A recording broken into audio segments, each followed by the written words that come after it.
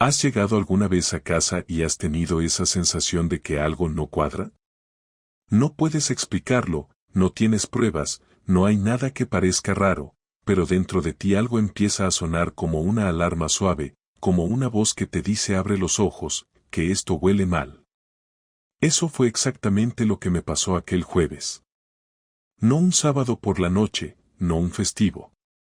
Un jueves cualquiera, a las 6 de la tarde, entrando por la puerta de casa como cualquier otro día.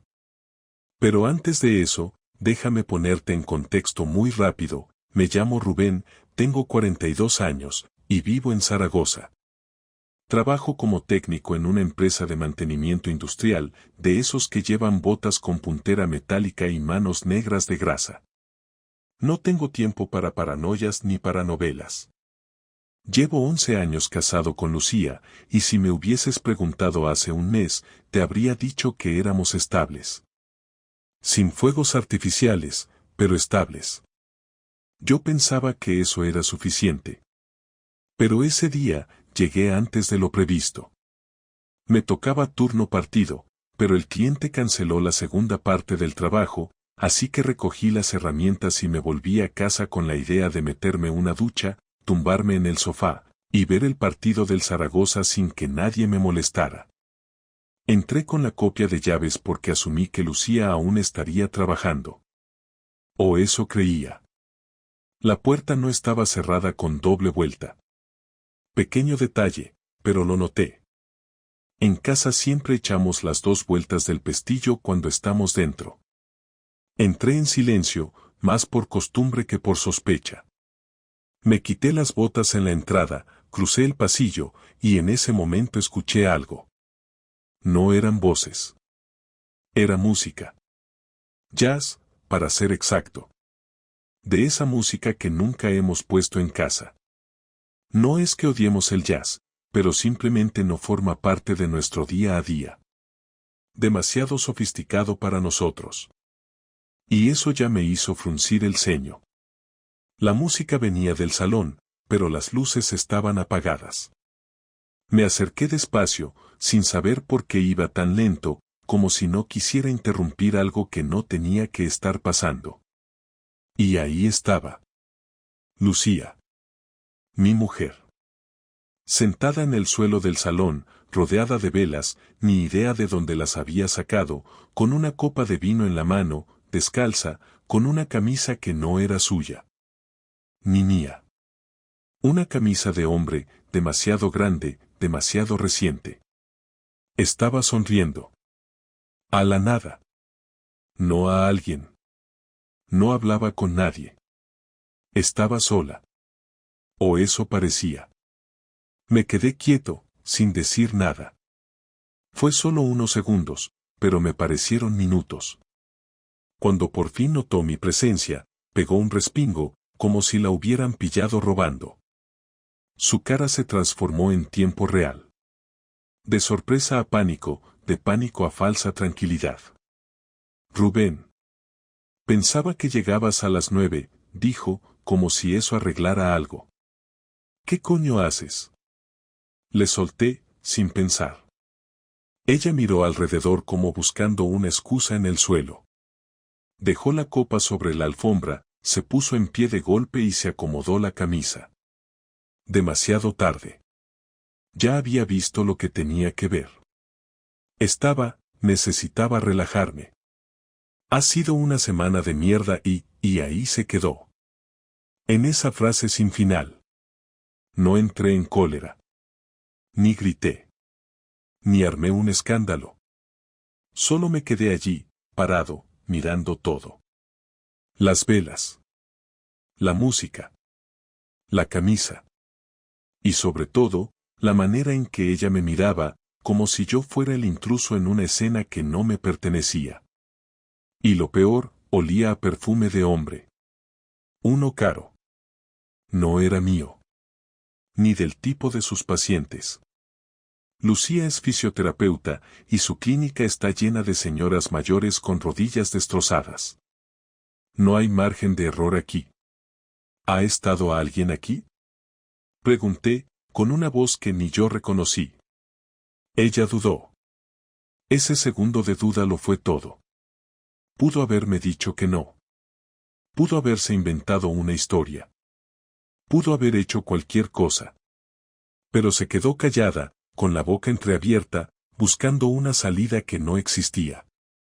No. O sea, sí, vino Álvaro, un compañero, pero solo un momento. Me trajo unos papeles del colegio de su hijo. Ya se fue. No es lo que parece. No es lo que parece. La frase más gastada de la historia. No dije nada. Solo asentí y me di la vuelta. Me metí en la ducha. Pero no por higiene, sino porque necesitaba pensar sin mirarla. Me apoyé contra la pared y dejé que el agua me cayera encima. Pero no sirvió de nada. Ya estaba todo dentro de mi cabeza. Yo no sabía con certeza que me estaba mintiendo. Pero mi cuerpo sí lo sabía. Me dolía el pecho, el estómago, las piernas. Como si llevara una hora corriendo sin moverme del sitio. No dormimos juntos esa noche. Yo alegué dolor de cabeza. Ella no insistió. Al día siguiente, cuando me fui al curro, ella seguía en la cama. O fingiendo estar dormida. Daba igual. Yo ya estaba empezando a investigar. No su móvil. No su correo. No sus redes. Nada digital. Iba a buscar la verdad en otra parte. En la vida real. La mañana siguiente fue la más larga de mi vida. No por lo que pasó, sino por lo que no pasó. No hubo disculpas, no hubo explicaciones, ni siquiera excusas. Nada. Como si la escena del día anterior no hubiera existido. Me levanté antes que ella, preparé café, me senté en la cocina y la esperé a que bajara.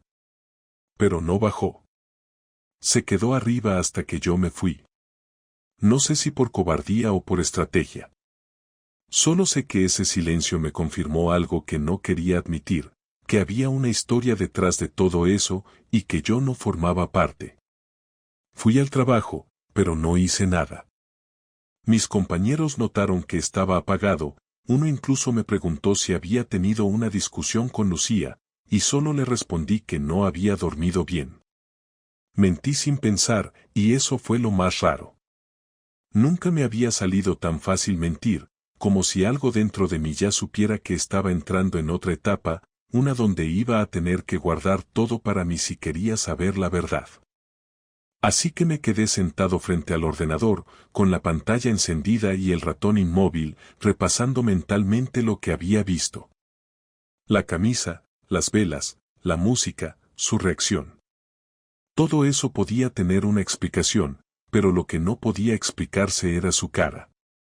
Su cara al verme fue la misma que uno pone cuando se cae un vaso y ya sabes que va a romperse antes de que toque el suelo.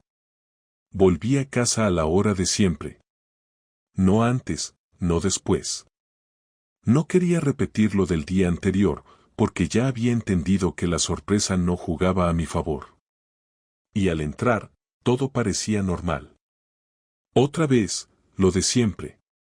Luces encendidas, tele de fondo, ella en el sofá con el portátil sobre las piernas, como si llevara horas allí. Me saludó sin levantarse, sin mirarme mucho. Le devolví el saludo, dejé las llaves en la mesa, y me fui directo a la cocina, aunque no tenía hambre. Abrí la nevera, saqué una cerveza, la abrí, y me quedé de pie frente a la encimera como si estuviera pensando qué cenar, pero lo que estaba haciendo en realidad era observar desde lejos. Ella actuaba, pero sin ganas. Se notaba que no quería hablar, y yo tampoco. No sabía ni qué preguntarle.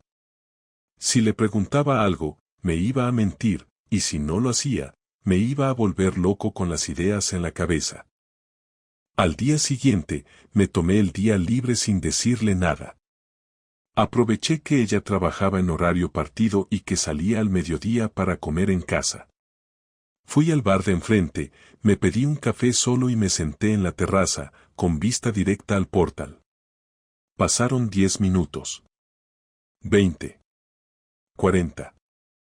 A la 1 en punto, Lucía salió del edificio, caminando rápido, con la misma mochila de siempre y una coleta mal hecha, como si no hubiera tenido tiempo para arreglarse.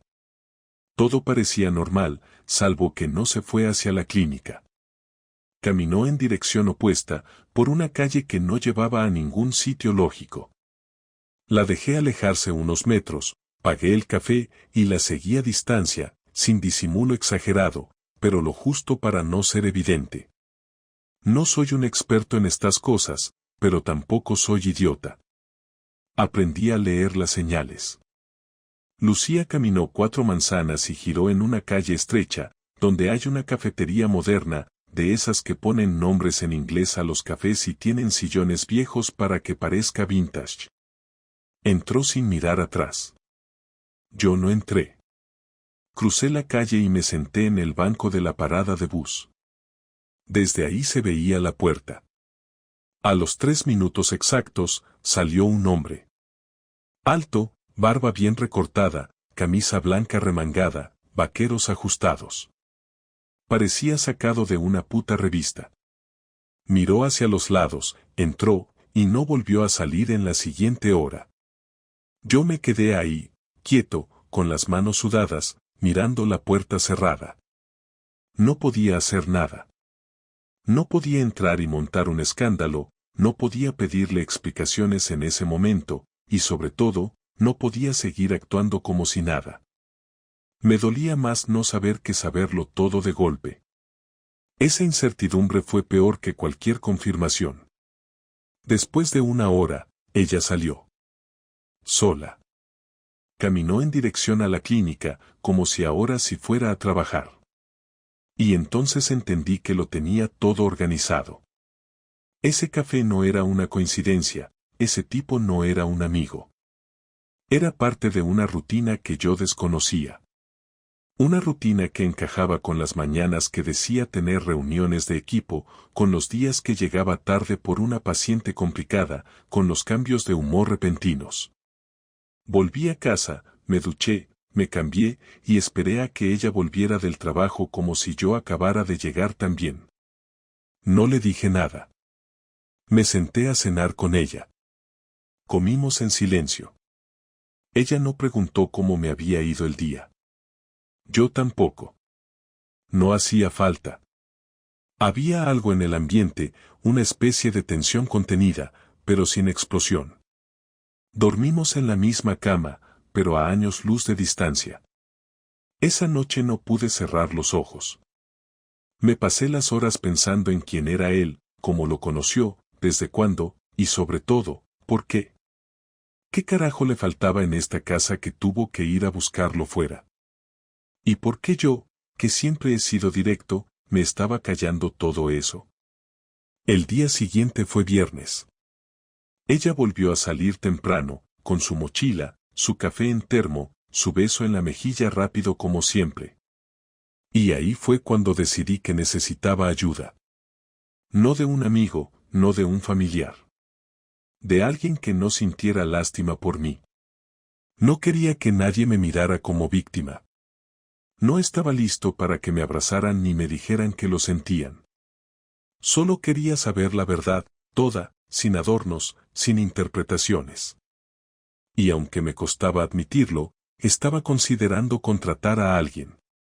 Un profesional. No era algo que me hiciera ilusión. Me sentía sucio solo de pensarlo.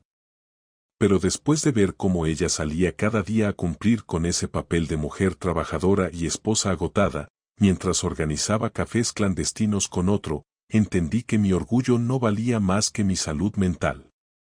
Prefería pagar a alguien que me contara todo que seguir arrastrándome por las dudas como un idiota. Esa noche, antes de dormir, me metí en internet y busqué una agencia de investigación privada. Encontré varias. Leí reseñas, comparé precios. Al final, mandé un correo a una que me pareció discreta y clara. Solo escribí una línea: necesito saber si mi mujer me está engañando. Tengo sospechas, ¿podemos hablar? Le di un correo secundario, uno que ella no conocía. Y apagué el portátil. Esa noche, me giré hacia ella en la cama. Dormía de lado, con una respiración tranquila. Parecía en paz. Y eso fue lo que más me dolió. Que ella sí podía dormir. Que mientras yo me descomponía por dentro, ella seguía adelante con su vida sin alterarse. Como si lo nuestro ya no existiera. Como si todo lo que habíamos vivido juntos se hubiera guardado en una caja que ella dejó olvidada en algún rincón que ya no visita. Y yo, mientras tanto, seguía durmiendo al lado de alguien que ya no era la misma persona, o quizá nunca lo fue y yo no lo vi. Mañana es sábado. No trabajo. Ella dice que tiene curso de formación en la clínica, de 9 a 14. No le he dicho que ya lo sé. Que no hay ningún curso. Que voy a seguirla. Que voy a averiguarlo todo. Que esta vez no me voy a quedar parado. Porque una cosa tengo clara, la próxima vez que entre en esa cafetería, no voy a mirar desde la ventana. El sábado empezó temprano, demasiado temprano para un día en el que ninguno de los dos trabajaba de verdad. Lucía se levantó antes que yo, o al menos eso fingió, porque cuando abrí los ojos ya estaba vestida, con esa ropa cómoda pero calculada que últimamente usaba para todo, ni demasiado arreglada ni descuidada, como si quisiera pasar desapercibida en cualquier sitio. Me dio un beso rápido en la mejilla y dijo que se iba al curso, que volvería sobre las 2, que si quería comer algo ya había dejado pasta hecha en la nevera. Asentí sin mirarla mucho, no porque no pudiera sostenerle la mirada, sino porque ya había decidido que ese día no iba a decir nada hasta que supiera todo, y cualquier palabra de más podía estropearlo. Esperé 10 minutos después de que cerrara la puerta, el tiempo justo para que pensara que yo seguía en la cama, y luego bajé. Me puse una chaqueta, cogí las llaves y salí. No sentía nervios como tal, lo que sentía era una especie de rigidez en el cuerpo, como si todo estuviera tenso por dentro, preparado para algo que aún no sabía cómo iba a acabar. La vi a media calle, caminando con paso rápido, sin auriculares, sin mirar el móvil, como si supiera exactamente a dónde iba y no quisiera distracciones. La seguí a distancia, cruzando cuando ella cruzaba, parándome cuando ella se paraba, y cuando llegó a la cafetería no me sorprendí, pero tampoco me tranquilicé, porque una cosa es sospechar y otra muy distinta ver cómo se confirma. Entró sin dudar, y esta vez no esperé fuera. Crucé la puerta detrás de ella, pedí un café en la barra como si fuera un cliente más y me senté en una mesa del fondo, desde donde se veía casi todo el local sin llamar la atención. No tardé en localizarla. Estaba sentada en una mesa pequeña, pegada a la pared, y frente a ella estaba el mismo hombre del otro día, el de la barba cuidada y la camisa blanca. Hablaban inclinados hacia adelante, con esa cercanía que no se tiene con un compañero cualquiera, y aunque no podía escuchar lo que decían, bastaba con ver cómo se miraban para entenderlo todo. No se tocaban, no se besaban, no hacían nada explícito, pero había una confianza ahí que no se improvisa en 2 encuentros. Me quedé sentado unos minutos, observando, intentando decidir si me levantaba y me acercaba o si esperaba a que pasara algo más. Al final no pasó nada especial, y eso fue lo que me empujó a moverme, porque entendí que no iba a haber una escena de película, que la traición no siempre es escandalosa, que muchas veces es silenciosa y ordenada. Me levanté, caminé hasta su mesa y me planté al lado sin decir una palabra durante un segundo largo, el suficiente para que Lucía levantara la vista y se quedara blanca. Rubén, dijo ella, con la voz rota, como si no supiera si levantarse, sonreír o salir corriendo. El tipo me miró con cara de no entender nada, y yo le devolví la mirada sin ningún tipo de cortesía. No estaba enfadado en ese momento, estaba frío, y eso lo notó enseguida. Tranquilo, le dije, no vengo a montar un numerito, solo quiero sentarme. No pedí permiso. Cogí una silla y me senté. El silencio fue incómodo, pero necesario. Lucía miraba el café como si pudiera esconderse dentro, y el otro hombre no sabía qué hacer con las manos. Supongo que ahora toca presentaciones, añadí. Yo soy el marido. Él tragó saliva y dijo su nombre, Javier, sin añadir nada más. No hizo falta. ¿Desde cuándo? Pregunté, mirando a Lucía directamente.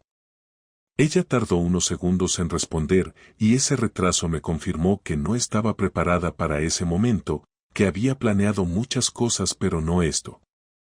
Rubén, no es tan simple, empezó, y levanté la mano para cortarla.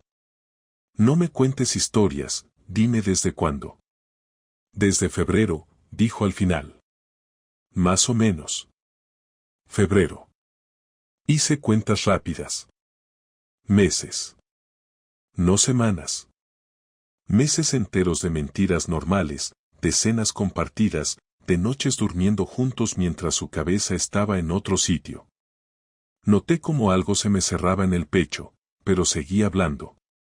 ¿Y él sabe que estás casada? Sí, respondió ella. Desde el principio. Miré a Javier, que bajó la vista. ¿Y te pareció buena idea? No sabía quién eras, dijo. Ella me dijo que las cosas estaban mal. Las cosas siempre están mal cuando alguien quiere justificar lo que hace, le respondí. Puedes irte si quieres. Esto es entre ella y yo. Él dudó, miró a Lucía, y ella asintió despacio. Se levantó, dejó dinero sobre la mesa y se fue sin decir nada más. Cuando se cerró la puerta, Lucía empezó a llorar, pero no fue un llanto histérico ni exagerado, fue algo contenido, como si llevara tiempo acumulándolo y ahora no supiera cómo sacarlo. ¿Estás satisfecho? Me preguntó, con rabia. ¿Esto querías? Quería la verdad, le dije. Y ahora la tengo. Salimos de la cafetería sin decir nada más y caminamos juntos hasta casa, en silencio, cada uno metido en sus pensamientos. Al entrar, cerré la puerta y me apoyé en ella un segundo, respirando hondo, intentando mantener el control. Ella dejó la mochila en el suelo y se quedó de pie, sin saber qué hacer. Habla, le dije. Ahora sí. Se sentó en el sofá y empezó a hablar, sin orden, mezclando excusas con reproches, diciendo que se sentía sola, que yo siempre estaba cansado, que hacía años que no la miraba igual, que con Javier se sentía escuchada. No la interrumpí. La dejé vaciarlo todo, porque quería escuchar hasta donde llegaba su versión, y cuando terminó, me senté frente a ella. ¿Sabes qué es lo peor? Le dije. Que todo eso puede ser cierto y aún así no justifica nada de lo que has hecho. Ella intentó responder, pero ya no quería escuchar más. Me levanté, fui al dormitorio y saqué una carpeta que llevaba días preparando, con copias de gastos, movimientos raros de dinero, reservas de hoteles que había encontrado revisando cuentas comunes, sin tocar su móvil, sin invadir su intimidad digital, solo siguiendo el rastro que ella misma había dejado sin darse cuenta. Volví al salón y la dejé sobre la mesa. Esto es lo que pasa cuando juegas a dos vidas, le dije. Crees que controlas todo, pero siempre se escapa algo. Lucía abrió la carpeta, vio los papeles, y su cara cambió. Ya no lloraba. Ahora tenía miedo. ¿Qué vas a hacer? Preguntó. Aún no lo sé, respondí. Pero una cosa sí tengo clara. Esto no se queda así. No después de todo lo que has hecho. Esa noche no dormimos en la misma habitación. Yo me quedé en el salón, ella en el dormitorio. No hubo gritos ni golpes, pero el daño ya estaba hecho, y lo que venía después no iba a ser fácil ni rápido. Yo ya no estaba pensando solo en entender, estaba empezando a pensar en devolverle, no por venganza ciega, sino porque necesitaba que sintiera el peso real de sus decisiones. No dormí casi nada esa noche. No porque estuviera pensando en ella llorando en el dormitorio, ni porque me doliera la traición como una herida abierta, sino porque empecé a ordenar las ideas con una claridad que no había tenido en días. Cuando el enfado se enfría un poco, aparece otra cosa, algo más calculado, más frío, y ahí fue cuando entendí que no iba a improvisar nada. Yo no soy de perder los nervios ni de romper cosas, nunca lo he sido, y tampoco iba a empezar ahora. Lo que sí iba a hacer era tomar decisiones que tuvieran consecuencias reales, no amenazas ni discursos vacíos. A las 7 de la mañana ya estaba despierto, sentado en el salón, con el portátil abierto y una libreta al lado, apuntando cosas como si estuviera preparando una inspección en el trabajo. Horarios, cuentas compartidas, nombres, fechas. Todo lo que durante años había sido automático ahora lo miraba con lupa, porque ya no éramos un equipo, éramos dos personas con intereses opuestos bajo el mismo techo. Cuando Lucía salió del dormitorio, llevaba la cara hinchada y el pelo recogido de cualquier manera. Se sentó frente a mí sin decir nada. Yo seguí escribiendo unos segundos más, solo para dejar claro que no iba a girar la conversación alrededor de su estado de ánimo. Tenemos que hablar, dijo ella al final. Ya hablamos ayer, le respondí. Hoy toca otra cosa. Se quedó callada, esperando. Abrí el portátil y le giré la pantalla. En ella estaba el acceso a la cuenta bancaria común, con los movimientos marcados, subrayados, organizados por fechas. Señalé con el dedo.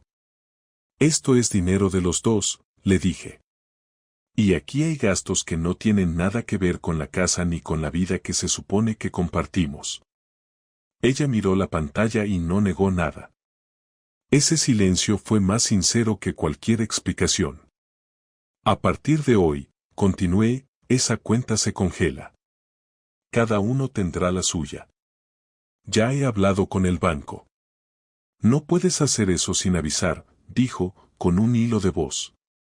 Puedo, porque es conjunta y yo también soy titular, respondí. Igual que tú pudiste usarla para pagar hoteles y cenas sin avisarme. No levanté la voz. No hizo falta. Ella se levantó, empezó a pasear por el salón, nerviosa, como un animal encerrado. ¿Y qué más? Preguntó. ¿Qué más vas a hacer? Hoy mismo voy a hablar con un abogado, le dije. No para divorciarme todavía, sino para saber exactamente dónde estamos parados. Y también voy a llamar a la clínica. Se giró de golpe. No hagas eso, dijo. Eso no tiene nada que ver con nuestro matrimonio.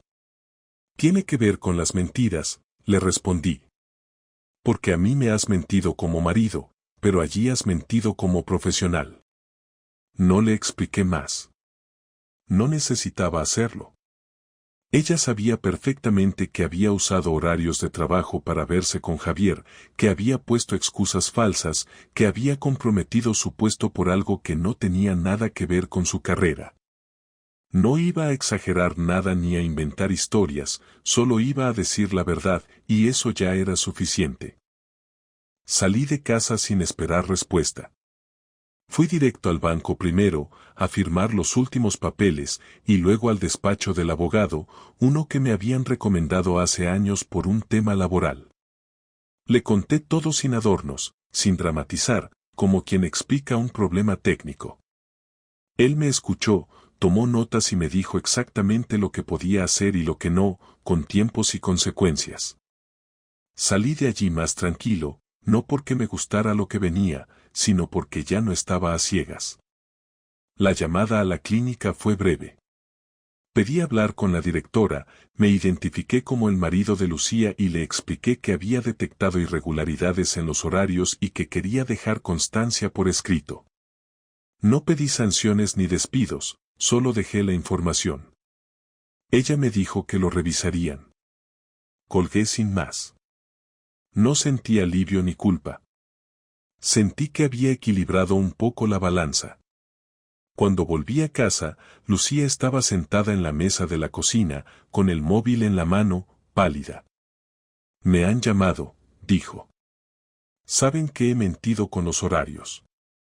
Me han abierto un expediente. No he dicho nada que no fuera cierto, le respondí. Igual que tú no me dijiste nada que no fuera mentira durante meses. Empezó a llorar de nuevo, pero ya no me conmovía. No porque no me importara, sino porque ese llanto llegaba tarde y mal dirigido. Me senté frente a ella. Esto no es para destruirte, le dije. Es para que entiendas que tus decisiones no se quedan en el aire.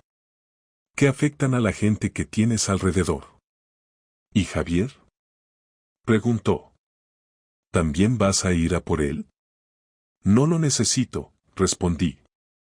Él no me prometió nada. Tú sí. Durante los días siguientes, la casa se convirtió en un lugar extraño. No hostil, pero tenso. Cada uno hacía su vida dentro del mismo espacio, como compañeros de piso que se toleran por obligación. Yo llegaba, cocinaba solo para mí, me encerraba en el despacho o salía a caminar. Ella hablaba por teléfono en voz baja, recibía llamadas del trabajo, lloraba a ratos. Un jueves por la tarde, me dijo que Javier había intentado verla y que ella le había dicho que no, que todo se había ido de las manos. No le pregunté detalles. Ya no me interesaban. El golpe final llegó una semana después, cuando recibió la notificación oficial de la clínica, suspensión de empleo durante un mes sin sueldo mientras revisaban el caso. Ese día no lloró. Se sentó en el sofá y se quedó mirando al frente. ¿Estás contento ahora? Me preguntó. No, le dije. Pero tampoco estoy dispuesto a hacerme el tonto para que tú estés cómoda. Esa noche hablamos más que en toda la semana anterior. No hubo reproches nuevos, solo cansancio. Ella admitió que pensó que podía llevarlo todo sin consecuencias, que creía que yo nunca haría nada, que siempre había sido el que aguantaba. Y ahí estaba la clave. No es que me hubiera dejado pisar, es que había confiado, y ella confundió confianza con debilidad. Esto no es una venganza impulsiva, le dije. Es el resultado de que rompiste algo que sostenía todo lo demás. No gritó. No discutió. Asintió. Por primera vez desde que empezó todo, parecía entenderlo. Aún no sabía cómo iba a terminar esto. No había tomado una decisión final sobre el matrimonio. Pero lo que sí sabía era que ya no estaba dispuesto a cargar solo con las consecuencias de algo que no había elegido. Ella había cruzado una línea, y ahora estaba aprendiendo, de la forma más directa posible, que algunas líneas no se borran pidiendo perdón. La semana siguiente fue una especie de espera tensa, como cuando sabes que algo más va a pasar, pero no sabes el día ni la hora. No hablábamos de nada importante. Los temas eran funcionales: quién compraba pan, si había que cambiar la bombona, qué hacer con el recibo del agua. Nadie mencionaba lo que estaba pasando realmente. Yo ya había asumido que mi relación con Lucía no tenía vuelta atrás. No lo había dicho en voz alta, ni siquiera me lo había confesado de forma directa, pero lo sabía. Ya no había nada que salvar. Lo que quedaba era decidir cómo quería cerrar esta historia. Pensé en irme de casa. Pensé en pedirle que se fuera a ella. Pero me pareció demasiado fácil para ella. Yo había construido todo, yo había mantenido esa casa, pagado cada arreglo, cada mueble, y no me parecía justo abandonar mi espacio para que ella se quedara cómoda, como si todo fuera una fase incómoda que solo había que esperar a que pasara. El viernes por la tarde, después de una semana de distancia y silencios medidos, ella me dijo que quería hablar. Lo dijo sin rodeos, sin llorar, sin tono de víctima. Yo estaba viendo la televisión, sin prestarle atención a nada, y apagué el aparato sin preguntar. Nos sentamos en la cocina, donde nunca hablábamos de temas serios. Ella tenía las manos cruzadas sobre la mesa y los ojos clavados en el suelo. Esperé a que empezara. He pensado mucho, dijo. Y sé que no tengo derecho a pedirte nada, pero necesito entender qué piensas hacer. No respondí de inmediato. Pensaba hacerlo, pero sin precipitarme, porque lo que iba a decir no era para generar pena ni reacción. Era una decisión pensada. Ya lo he decidido, dije. No quiero seguir con esto. No quiero estar con alguien en quien no confío. No quiero despertarme cada día preguntándome si todo lo que veo es verdad o parte de otro engaño. Ella no dijo nada. No intentó convencerme, no intentó negarlo. Solo asintió lentamente, como si ya lo esperara. Entonces lo haremos bien, respondió. Sin peleas, sin complicaciones. No quiero que esto acabe peor de lo que ya está. Me sorprendió su tono. No era frío, pero tampoco sentimental. Era práctico, como si por fin hubiera entendido que no se trataba de ganar, sino de asumir. Ya hablé con el abogado, le dije. Mañana tengo cita para firmar el inicio del proceso. Podemos hacerlo de mutuo acuerdo si estás de acuerdo. Si no, lo haré igual, pero prefiero que sea limpio. Estoy de acuerdo, contestó. No quiero pelear por cosas que no tienen sentido. La conversación duró menos de lo que imaginé. Ninguno de los dos quiso repasar lo que había pasado, ni dar vueltas a los detalles. Estábamos los dos agotados de pensar en lo mismo. Al día siguiente fui al despacho del abogado, firmé los papeles y le envié copia por correo. Ella no me preguntó nada cuando llegué. Ese fin de semana no salió de casa. Tampoco yo. Dormimos en habitaciones separadas y nos cruzamos en los pasillos con la misma educación que se tiene con un desconocido que vive en tu edificio. El lunes volví al trabajo con una claridad extraña. No había alegría ni alivio, pero sí una calma que hacía semanas no sentía. Mis compañeros no sabían nada. No tenía intención de contarlo.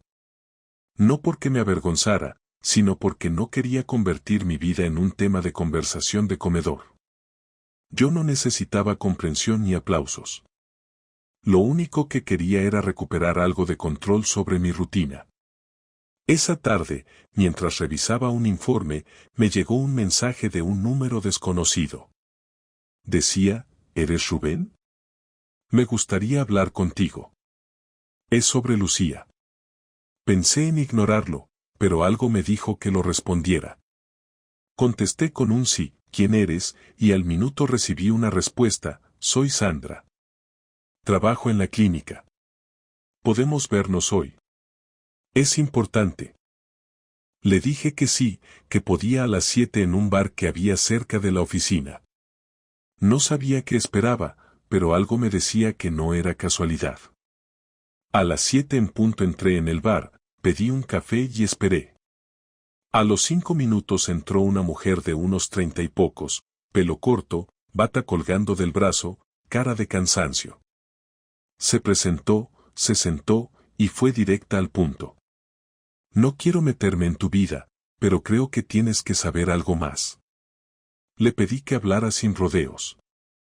Me explicó que en la clínica todos sabían desde hace tiempo que Lucía tenía algo con Javier, que no era secreto, que incluso habían discutido en los pasillos un par de veces, que había sido un problema para el ambiente laboral. Me contó que varias personas se habían quejado, que la dirección estaba al tanto y que lo habían tolerado por motivos que no entendía, probablemente por miedo a denuncias cruzadas o por falta de pruebas formales. Me dijo que la suspensión había sido solo una excusa para dar tiempo a enfriar el escándalo, pero que en realidad estaban buscando una forma de prescindir de ella sin líos. Te lo digo porque no creo que ella te lo cuente, añadió. Y porque creo que alguien tiene que ponerte al tanto de todo. Le agradecí la información. No me sorprendió, pero me sirvió para cerrar algunas piezas que aún estaban sueltas. Volví a casa esa noche sabiendo que todo esto había ido más allá de una traición íntima. Había sido una cadena de decisiones egoístas con efectos reales en otras personas. Lucía no estaba en casa. Volvió a las 10 y me preguntó si había cenado. Le dije que sí. No preguntó más. Le dije que necesitaba hablar con ella por última vez antes de que esto avanzara más. Nos sentamos en el mismo sitio de siempre, frente a frente. Hoy hablé con alguien de tu trabajo, empecé. Me contaron que esto era conocido por todos, que incluso afectó al ambiente. Ella no dijo nada. No te lo digo para culparte más. Te lo digo para que entiendas que esto ya no es solo nuestro. Has ensuciado todo. El matrimonio, tu carrera, tu nombre. Y ahora yo tengo que deshacer todo esto de la forma más limpia posible. Lo sé, dijo ella, sin levantar la voz.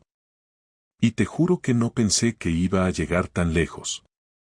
Empezó como una escapada, una necesidad, algo que no pensé que explotaría.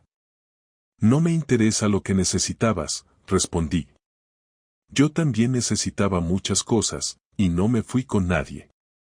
Tienes razón, dijo, y por primera vez no lo discutió. Mañana me voy unos días a casa de mi hermana, le dije. Necesito alejarme para no acabar odiándote más de lo que ya lo hago. No contestó. Subí a la habitación, empecé a meter ropa en una bolsa de viaje y cerré la puerta. Esa fue la última noche que dormimos bajo el mismo techo. Al día siguiente, cuando me fui, no se despidió. Yo tampoco.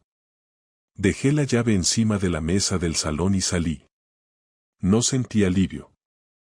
Sentí que algo había terminado, y que, aunque quedara por cerrar el papeleo, emocionalmente ya no había más que hablar. Me fui a casa de mi hermana sin avisar con mucho tiempo.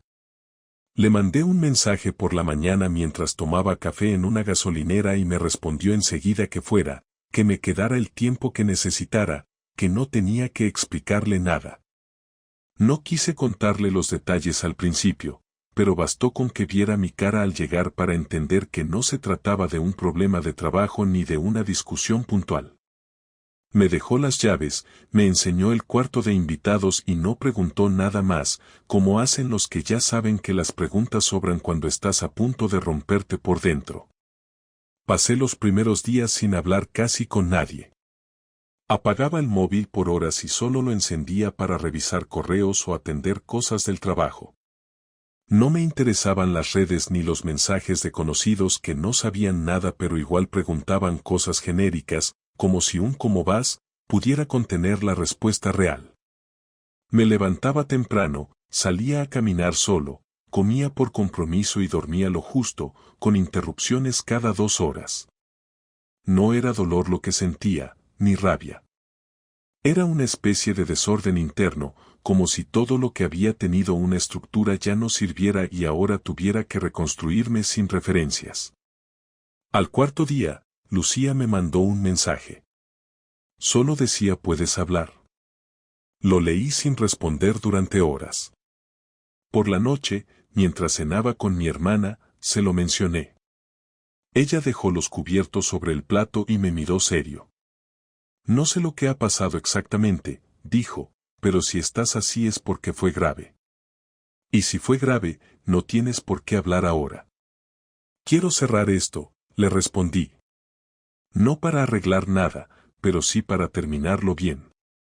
¿Y crees que ella quiere lo mismo? No respondí. No lo sabía. Al final le contesté a Lucía con un sí, dime, y ella me dijo que prefería vernos en persona. Acordamos vernos 2 días después en un parque cerca del centro, un sitio neutral, sin historia para nosotros.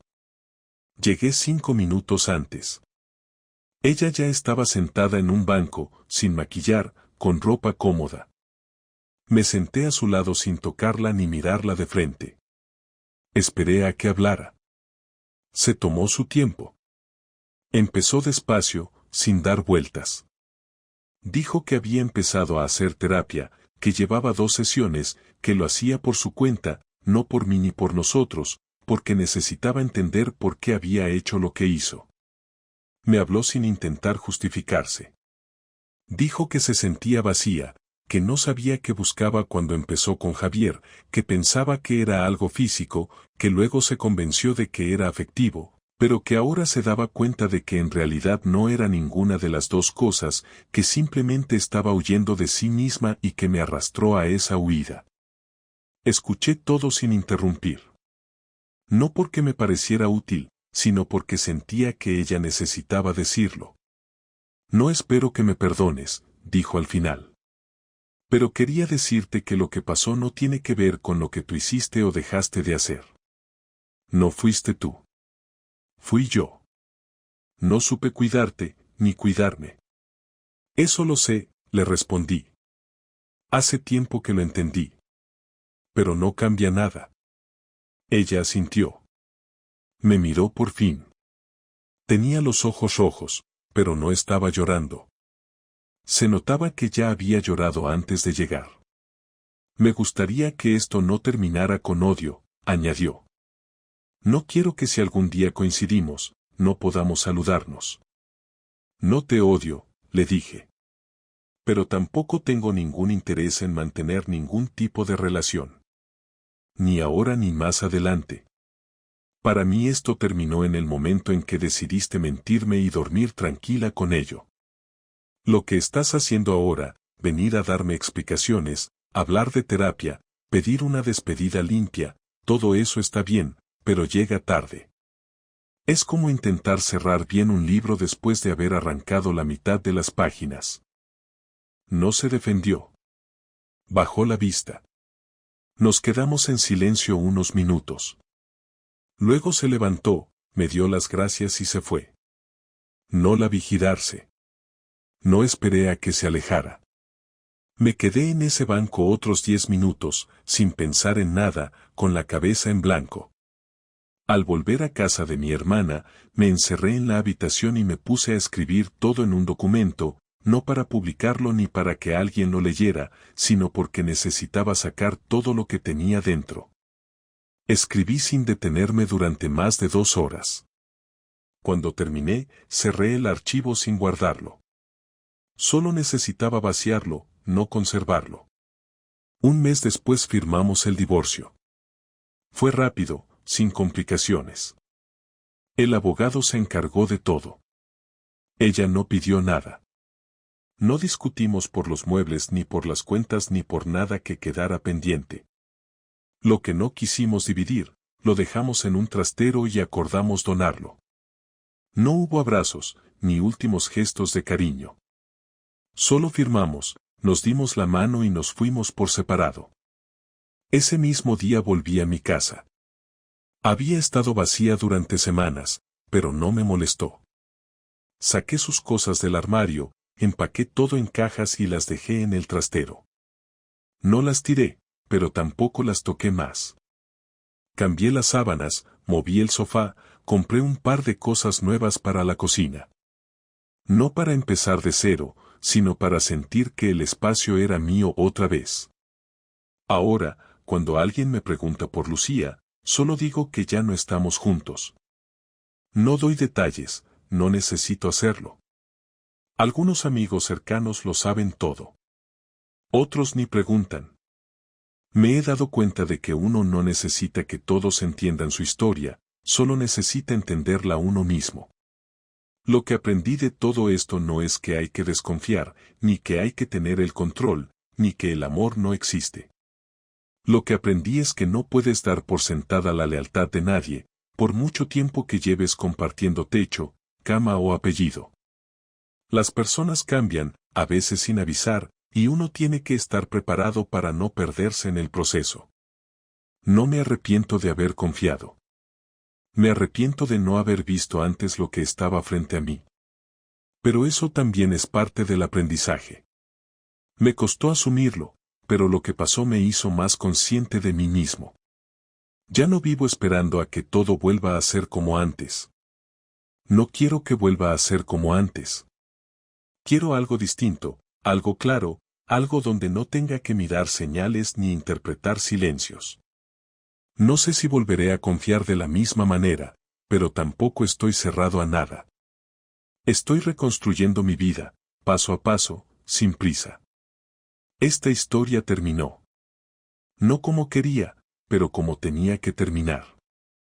No hubo justicia poética ni cierre emotivo. Solo hechos, consecuencias y decisiones. Y a veces eso es suficiente.